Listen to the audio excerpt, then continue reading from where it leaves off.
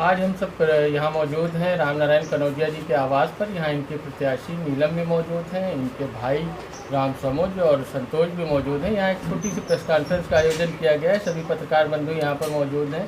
नौशाद खान है, वहीद अब्बास नकवी है, एजाज रिजवी है, मंजर समनानी है, हमाद सिद्दीकी हैं। इन सब के साथ आज एक छोटी सी प्रेस कॉन्फ्रेंस राम नारायण कनौजिया जी करेंगे। कनौजिया जी, कैसा चल रहा है चुनाव? चुनाव हमारा अच्छा चल रहा है। प्रचार कैसा है? जहाँ जा रहे हैं किस तरह से लोग रिस्पांस कर रहे हैं आपको? जहाँ भी जा रहे हैं अच्छा रिस्पांस मिल रहा है। सिर्फ ये हमें करना पड़ रहा है, जनता में जा कर के ये बताना पड़ रहा है कि 15 साल से हमें 15 यानी 3 कार्यकाल से हमें पंजा सिंबल मिलता था। इस बार हमारा पंजा सिंबल कटा हुआ है।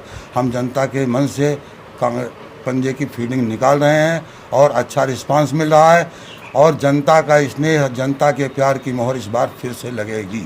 क्या कारण था कि 15 साल से आप लगातार चेयरमैन रह चुके हैं, फिर भी आपको टिकट कांग्रेस ने नहीं दिया? अब इसमें कुछ कहा नहीं जा सकता है। 15 साल से मैं कांग्रेस में नहीं हूँ। मैं 1965 से कांग्रेस में हूँ, जब मेरी उम्र 15 साल की थी। आज मैं 73 साल का हो गया और बूढ़ा हो गया। कुछ लोगों के कहने पर, भड़काने के बाद में हमारा सिंबल कटवा दिया गया। 3 दिन पहले हमारा सिंबल हुआ था और ये आप समझ लीजिए कि कुछ लोगों के कहने पे हमारा सिंबल काट दिया गया। सिंबल काटने पर कुछ असर पड़ रहा हो? सिंबल काटने पे कुछ तो असर पड़ेगा ही, ये मैं नहीं कह सकता। लेकिन जो जनता का प्यार है, जो जनता का आशीर्वाद है, जो 15 साल में हमने जनता के अंदर छवि बना रखी है, आज वही हमारे काम आ रही है। जनता का हमने हमेशा सम्मान रखा है। जनता के साथ हमने सलीका के साथ हमेशा पेश आए हैं। अगर हमारी कभी जनता कोई नाराज़ भी हुई है तो हमने अच्छे शब्दों में उनका स्वागत करते हुए हमने उनको समझाया है। आज उसी का हमें लाभ मिल रहा है कि राम नारायण के से अच्छा कैंडिडेट कोई नहीं है। 3 बार लगातार आप चेयरमैन रहे, कुछ विकास कार्य के बारे में बताइए, क्या क्या किया था अपने पीरियड में आपने?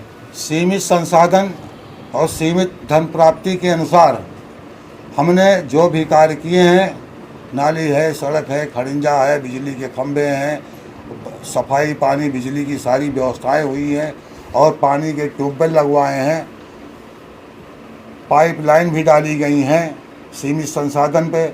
और हमारे पास इतनी ज़मीन पहले उपलब्ध नहीं थी कि हम सार्वजनिक शौचालय वगैरह बनवाते।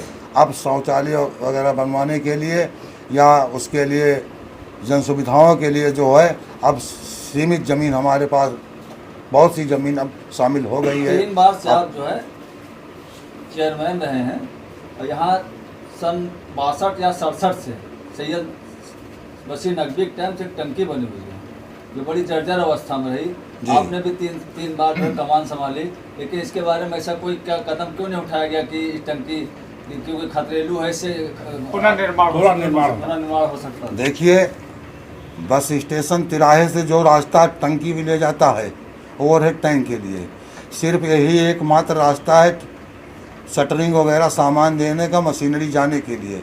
बाकी पूरे कस्बे में ऊपर की एरिया में टंकी बनाने के लिए कोई भी जगह अगर फ्री में देता है तो वहाँ टंकी का निर्माण नहीं हो पाएगा।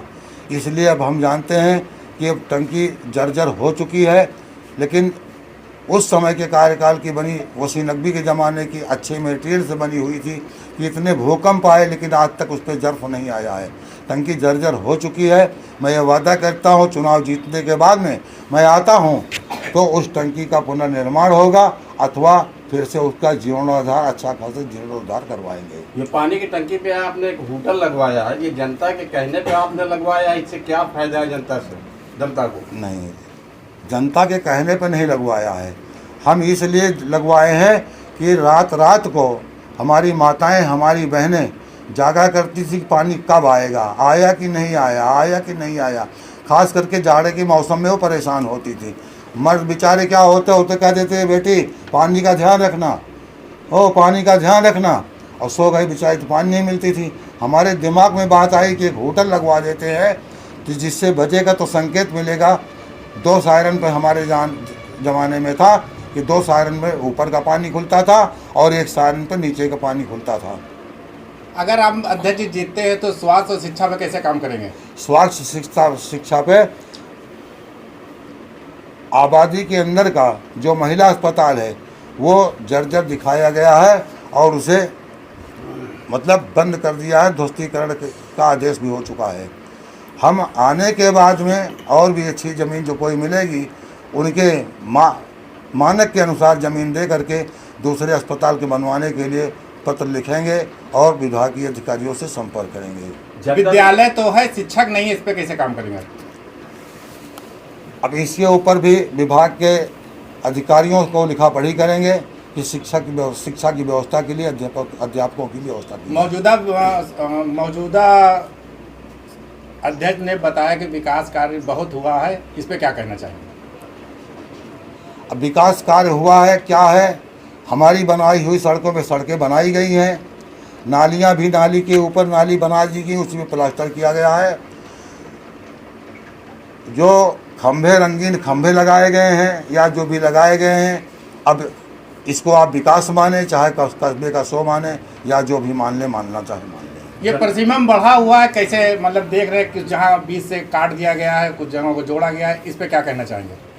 कहना ये सीमा विस्तार के बारे में क्या सीमा विस्तार के बारे में ये बताना चाहते हैं कि अभी तक प्रॉपर जायज़ का जो था वो हिंदू मुस्लिम का रेशियो में 60 और 40 का या 55-45 का था। अब ये सीमा विस्तार करके इस प्रकार से सीमा विस्तार किया गया है कि दोनों का आकलन लगभग बराबर हो रहा है। बिल्कुल जायज की जनता से क्या अपील करेंगे आप? जायज़ की जनता से अपील मैं करता हूँ कि जैसे 3 कार्यकाल हमारे बीते हैं, जायज़ का जनता का हमेशा सम्मान बनाए रखा और जनता के मान मर्यादों को कभी ठेस नहीं पहुंचा है।